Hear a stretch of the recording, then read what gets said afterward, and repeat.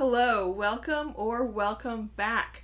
My name is Becca and I have been a witch, pagan, and tarot card reader for over 30 years now, and I live in Salem, Massachusetts, the witch city.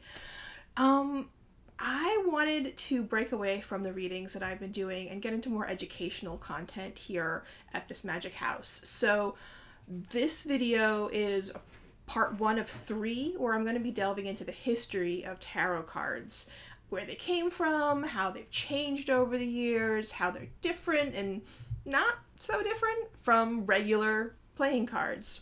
As I said, this is part one of three. I was going to do it all in one video, but the script ran long. It was going to be more than an hour, so I've split it up into three. The first part, this video, is going to be about the minor arcana and its shared history with playing cards. The second video is going to be about the major arcana, the trumps of the tarot deck. And the third video is going to be the history of divination with cards, because that really came quite late in the use of cards, at least from what I can find. So that's going to be in part three, that we're going to really talk about divination. I wanted to do this video because the history of tarot cards is a very common question that I see on newcomer forums for tarot. People really wanting to understand their tools, and I love understanding my tools, and I want to share the knowledge that I have for you. And I hope that you learn something, because I learned a lot. Like I said, I've been doing this 30 years. I learned a lot just doing the research for this video. So I hope I can pass that on to you. Also, there's a lot of stories out there. Some are true, some are false. Some are, we don't know.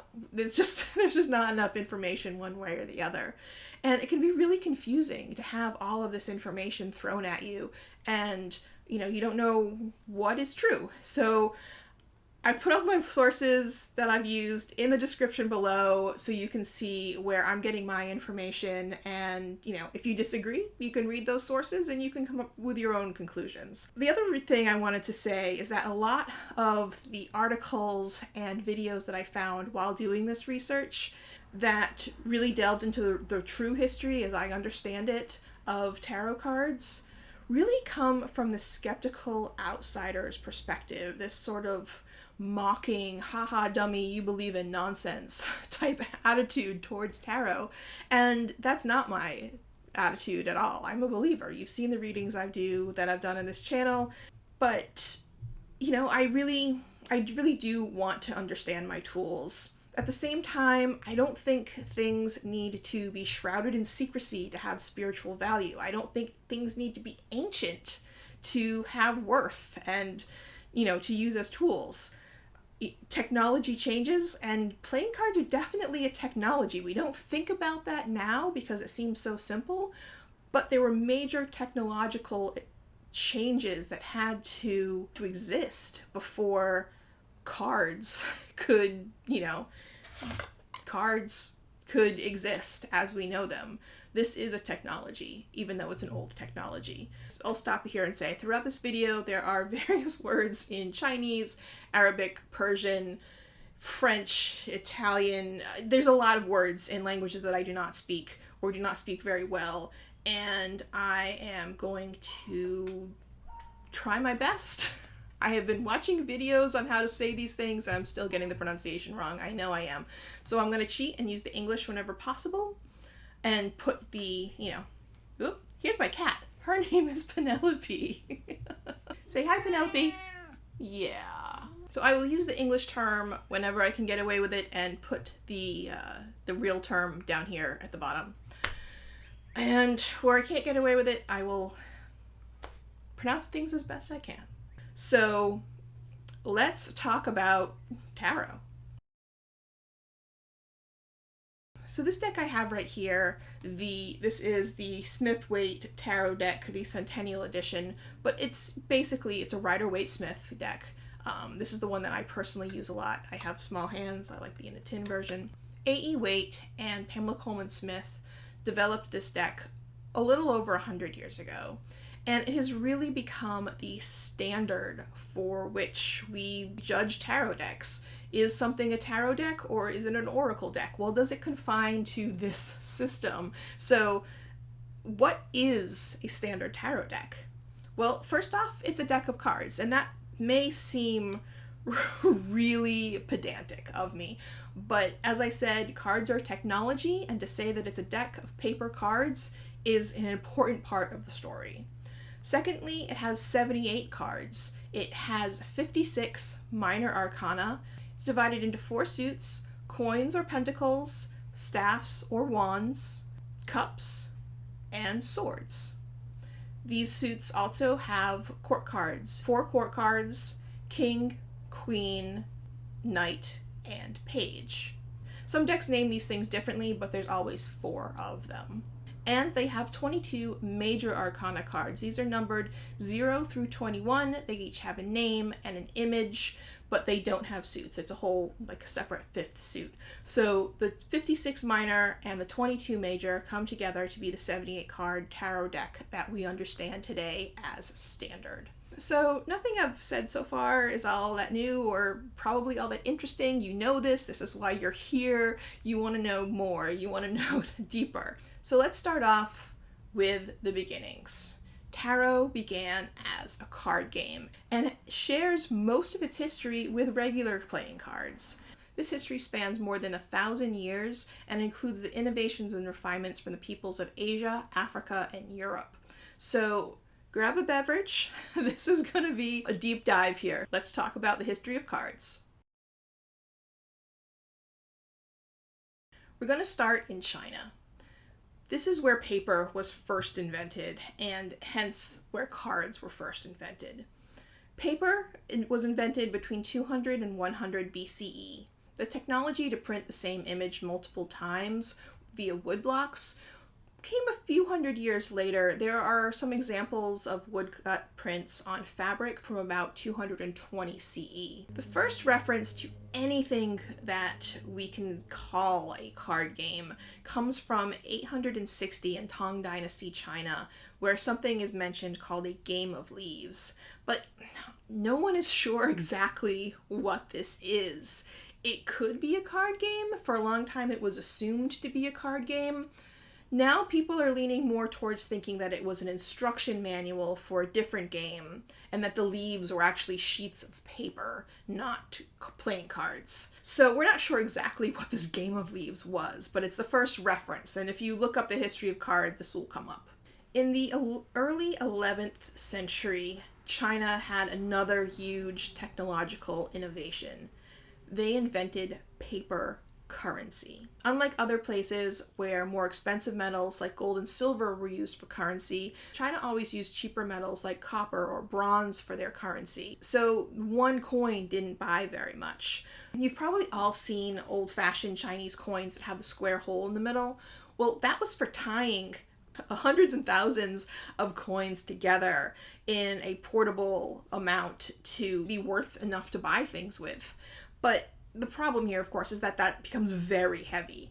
And so this new innovation came in of paper currency. So you drop your coins off at a bank, they would give you a slip of paper saying how much it was that you gave them, and whoever had that slip of paper could go back to the bank and get those coins back with transaction fees. Transaction fees have existed since the very beginning. That's not a modern invention. These first currency, this was very much like a bank check. You know, just the bank would handwrite basically whatever you had deposited with them. In 1024, in the Song Dynasty, the first standardized government currency was created. This was backed by money in the treasury, these were standardized bills, and they worked very much like our current bills work. And side note, a few decades later, when they started printing more paper money than they had coins in their treasury, the Chinese also invented inflation. So not really my topic here, but interesting note. This paper currency that the government was issuing had the same problems with counterfeiting that we have today, and they used very similar methods to fight counterfeiting that we still use today. They used complicated images, they used multiple colors, they used, special stamps. So we have these portable pieces of paper that have brightly colored images on them, and what do people want to do? They want to gamble. The thought is that the very first playing cards weren't specifically playing cards, but were games that used currency as both the card and the prize at the end. Very similar to how a trading card game works now with Pokemon or Magic the Gathering, that the loser gets the winner's cards at the end. They just did it with real money. Within the next 200 years, people decided they didn't want to play games with actual money anymore. And a type of playing card was invented called money cards. Very similar decks still exist in China that you can still buy today. These decks were, for lack of a better term, they're basically like Monopoly money. And they have, the suits were different denominations of money. So the game that was played most often with these money cards was called Ma Dao. Ma Diao? Anyway, it's actually similar to the mahjong tiles that most people are familiar with, but on cards, not tiles, and the rules are different and whatever. But there's very similar symbolism. The suits in these money card decks had 40 cards in 4 suits, but there weren't 10 cards per suit. There were actually either 9 or 11 cards per suit. The first suit was called coins, and it actually looks a lot like a modern tarot suit of coins or pentacles. If somebody told me that this was a Chinese-themed tarot card deck that this was from, I'd believe them. You know, they're coins. It's very similar to what we have now. The second suit was called strings of coins. And in fact, in modern decks, sometimes they're just called ribbons and they don't show the coins at all because, you know, no one's used strings of coins in 100 years. Or more than 100 years. So a lot of the modern decks just call these ribbons, and they're very abstract designs, and they've been very abstract designs for a long time, and that will be important as we talk about the changes in cards as they move west across the continent of Asia. Coins are worth 1 coin, strings of coins are worth 1,000 coins. The next suit is called myriads, which you might know that term is just meaning a whole lot of something in modern English, but it has a original meaning which is closer to the Chinese meaning of this suit, which was 10,000. The myriads deck was not illustrated with pictures of the actual coins. It was depicted with people from fables and fairy tales, things that people using the cards would recognize. The fourth suit was called tens. And this is not tens of coins, but tens of myriads, so they're worth 100,000. And these were also not illustrated with coins, but with images from fables.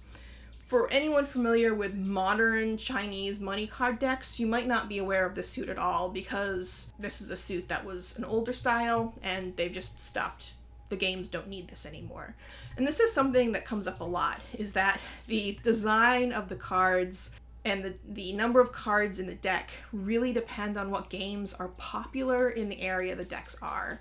So we'll get into that a little bit more later. While there's no evidence of these money cards in China until the 15th century during the Ming Dynasty, records at the time say that they are older. They're from the 13th century.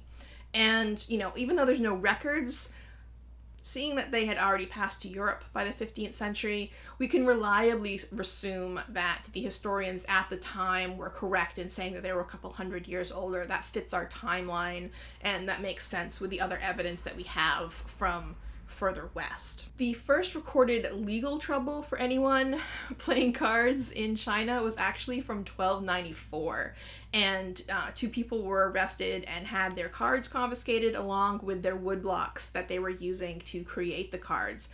And we're going to see this a lot as one of the big pieces of evidence that we have that cards had made it into a territory is that people start getting arrested for it. Their governments hated cards. Not necessarily anything to do with the actual card, but because people gambled with them.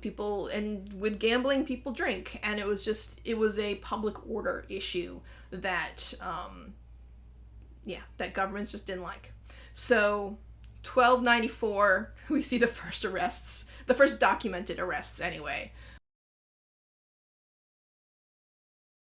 Once these cards were created in China, they quickly spread through trade routes from East Asia to Persia in West Asia and also Egypt and North Africa. The best examples we have of cards in the Islamic world are referred to as Mamluk cards. The Mamluk Sultanate ruled Egypt from around the mid-13th century. The cards that we have examples of right now are from around the 15th century and are currently held in a museum in Istanbul, Turkey. It's very likely that cards existed before this time because, they had spread to Europe and the designs match. It's interesting that these cards that we currently have weren't found until the 1930s. And until these cards, these examples from the Islamic world were found, the theory was that cards had passed directly from China to Italy via Marco Polo. And the timeline just never worked for this. Now that we have these cards from Egypt, we know that these cards were modified in the Islamic world, and that's what was passed on to Europe, and that timeline makes a lot more sense. I will say here that there's another theory you've probably heard, that the Roma people brought cards to Europe from India. And while there was a lot of really interesting things happening with cards in India at this point, which is sort of tangential to our main story, the Roma people had left India hundreds of years after cards made it to India. So if the Roma people had cards and were using cards when they first entered Europe, they were most likely Mamluk-style cards from their time in Turkey. These Mamluk cards were altered a bit from the Chinese card. And as we look at these examples, they're much closer to a modern tarot deck, specifically something like the Marseille type, than the Chinese cards were. So coins stayed coins. That's a straight line. Everyone understands what a coin is. One of the big changes was that no one outside of China knew what a string of coins was. So they saw these abstract, long items, and the Mamluk cards call them polo sticks, because that's something that they used that was long and cylindrical, and that made sense to them. So they called those cards polo sticks. The suit of myriads became the suit of multitudes. And this is also a word that we use in modern English that just means bunches and bunches. But it also had an older meaning that meant 10,000. And in fact, the Persian name for this suit was tuman, which was the same word as a Persian coin that was worth 10,000 dinar, which, 10,000, that's the number of the Chinese suit. So we can see that these are very clearly, they're the same card as moved over. What's interesting is that the Islamic decks illustrate these with cups. So we have our cups from the tarot suit, and no one is quite sure why. The best theory is from 1895. No one's come up with a better one in the last 100 years. That the Chinese character for 10,000 flipped upside down looks sort of like a goblet. And no one in Persia could read Chinese, and so that's what they went with. That's, like I said, no one's come up with a better theory, but the same guy who came up with that theory, the same article that he proposes this in, also says that cards came to Italy via Marco Polo. So some of his ideas have been debunked. No one has come up with a better theory about the cups yet, so we're going with that for now. The fourth suit, the tens, became swords, and this is for similar reason. The myriad suits and the 10 suits were not illustrated with, currency. They were illustrated with people from fables. So they took the symbol for 10, which is a cross, and they made that into a sword. The Mamluk decks also had another innovation. They added court cards. They added a king, a deputy, and a second deputy. And because these were Islamic cards, they did not use animals or human figures anywhere on the cards. The court cards were depicted with text that said the name, and often with a line or two of poetry. These playing cards did not stay confined to the Islamic world for very long. Very quickly, the cards spread to Europe. It's unclear if Spain or Italy was the first country to import cards from Egypt, But, you know, the dates are so close that it doesn't really matter for our timeline. When the cards were brought to Europe, they had names that very clearly indicated their Islamic origin. They referred to as Saracen cards or Moorish cards, or they're referred to as Napi. I'm pronouncing that wrong. Which referred to the deputy card in the Mamluk deck. So we know that this timeline that I've put together of Asia, Persia, and North Africa, and back to Europe, that's the trajectory. I guess looking at the map, I should be going like this. The world goes that way if I'm...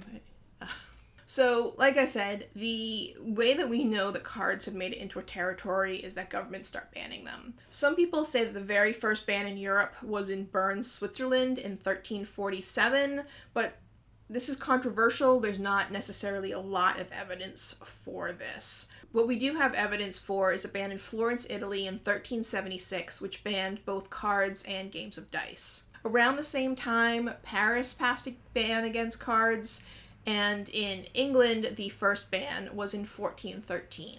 Regardless of these government bans and official dislike of cards, they proved very popular.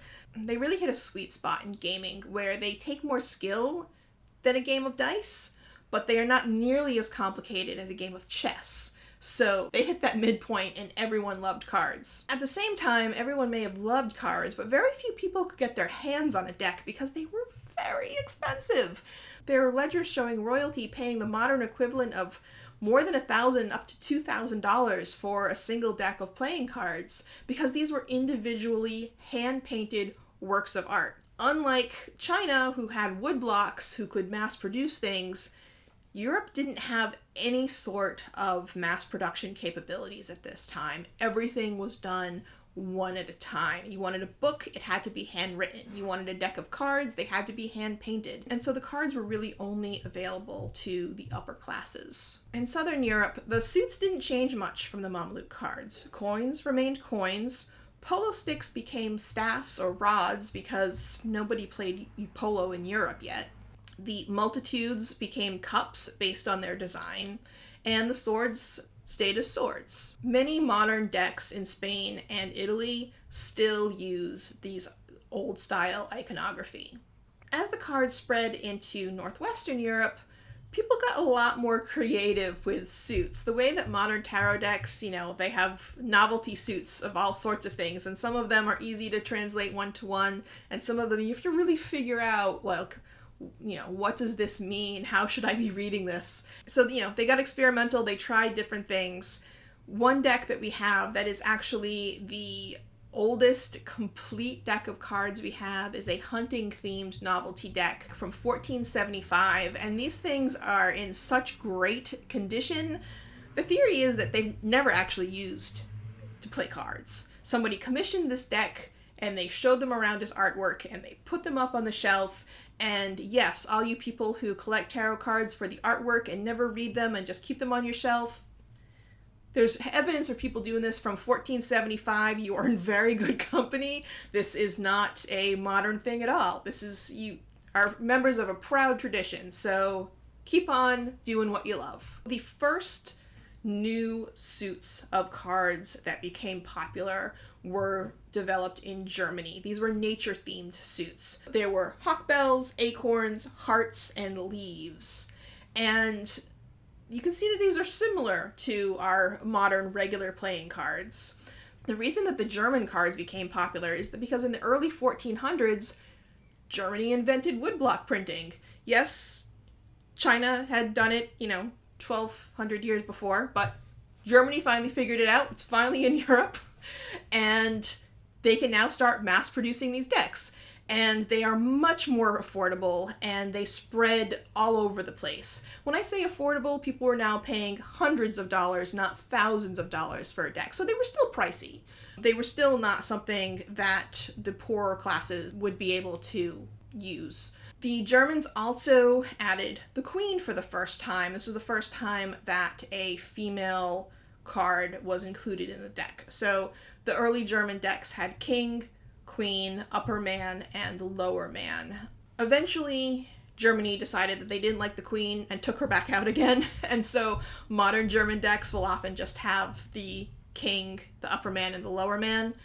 But they put the queen in there and their decks got real popular. So other countries saw this and liked the queen and kind of brought her permanently into the court cards. In the late 1400s, the French decks became popular. The French technological innovation was to simplify the colors to just the black and red that we know now in modern playing cards. And they also changed the symbols a little bit. So they now had tiles, clovers, hearts, and pikes. These simpler cards made it very easy to produce with quick stencils, and so the cards got even cheaper and more widely used. The French also really liked the queen card, so they only wanted 3 court cards, so they ditched the upper man, they kept the king, the queen, and the lower man, which they renamed to their version of knave. England didn't have a lot of design updates to the cards. They basically took the French decks wholesale, but renamed the cards. As I mentioned before, Italy kept using the old traditional Mamluk style cards for their suits. And this is very important because, as we see in our next video, Italy is where tarot was born. And so those original tarot decks with the extra trump suits had the coins, staffs, cups, and swords suits attached to them. For most of history, these suits were just what we call pip decks. And the pip is any like small little thing like a seed. That's why they're called pip decks. That's a big question that gets asked a lot. What is a pip deck? It's non-illustrated. It just has little images of the suit. The fully illustrated minor arcana did not really become a thing until Pamela Colman Smith 100 years ago. It's become a standard now because of her illustrations. Before 100 years ago, fully illustrated suits just weren't a thing except for a few novelty decks that wanted to get extra fancy. One of these is the Solabusca, which is an Italian deck that I will be talking about in the next video, that is in the British Museum, and Pamela Colman Smith did look at and took a lot of her design inspiration from. Because of the split in suit design from Southern Europe and Northern Europe, and the tarot keeping the older styles, it meant that when tarot moved into Europe, it was really easy to differentiate a playing card deck from a tarot deck. Although, as we'll talk about in the next video, tarot also started as regular playing cards. You know, just the fact that it was so visually different meant that the use for divination became easier because there were such different cards, and we'll talk about in the third video. So thank you for sticking with me through this quite long video. It's a lot longer, a lot more talking than I usually do. I hope you learned a lot. I know I learned so much just writing this video and getting all this information. And I hope that it is useful for you all, and I hope that you can take something from this that really enhances your tarot practice. Even if you don't read, just know more about the cards, or just know more about your regular playing cards. As I said before, there are sources in the description. Please like this video, and of course there are 2 more coming, so subscribe and ring that bell and you will get notified when they are up. Thank you so much for watching. Baby. Who's my baby, huh? Who's my baby? You want to get down on the floor? Oh, you want to ear scratch? You want to ear scratch? Yeah. Mm-hmm. I have to finish this video. You know, we need some more loves. Oh, good big hug. Big hug. And yes, I am a witch in Salem, Massachusetts, and I have a black cat. I have other cats too.